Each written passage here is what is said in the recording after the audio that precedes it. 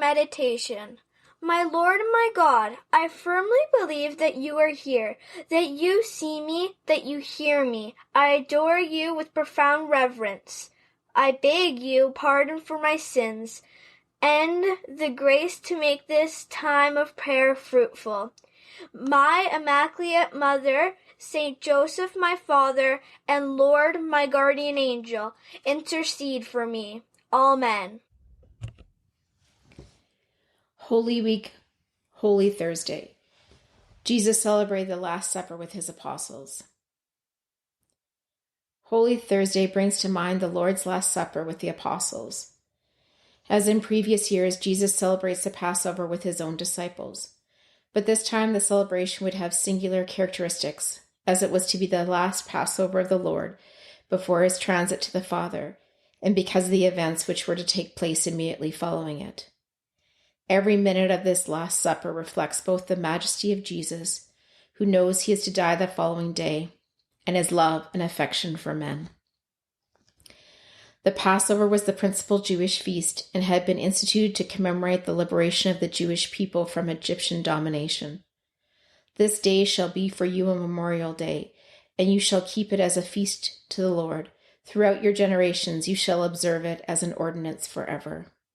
Every Jew is obliged to celebrate this feast to keep alive the memory of the birth of the people of God.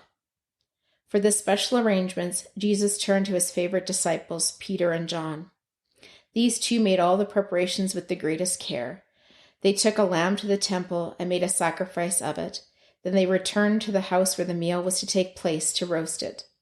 They also prepared water for the ablutions, the bitter herbs, which represent the bitterness of slavery, the unleavened bread in memory of their ancestors who had to interrupt their baking in the sudden flight from Egypt, the wine, etc. They made a special effort so that everything would be just right. These preparations remind us of the great pains we should take to prepare ourselves for each Mass we attend.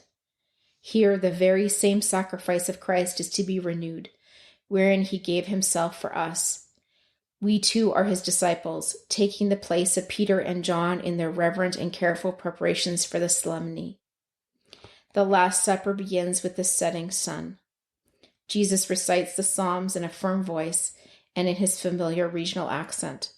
St. John has told us that Jesus ardently wished to have this meal with his disciples. Singular events took place in that period, which the evangelists have recorded for us. Take, for instance, the rivalry between the apostles, who began to discuss who was the greatest.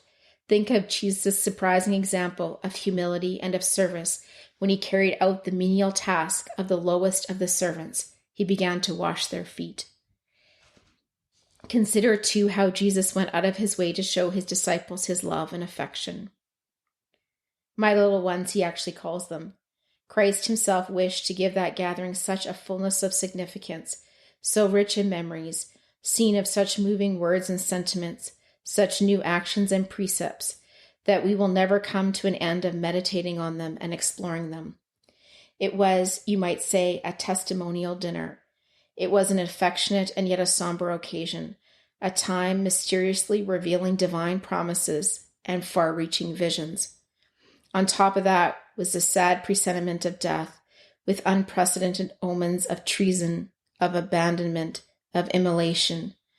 The conversation dies away, while Jesus' words flow continuously in his gentle and winning voice, though there is an unwanted tension in his grave allusion to profound revelations, the matter of which hovers between life and death. What Christ did for his own may be summarized in a few words from St. John. He loved them to the end. Today is a particularly appropriate day for meditating on the love Jesus has for each one of us and how we respond to it. In regular dealings with him, in love for the Church, in acts of atonement and reparation, in charity toward others, in preparation and in thanksgiving for Holy Communion, in our desire to co-redeem with him, in our hunger and thirst for justice.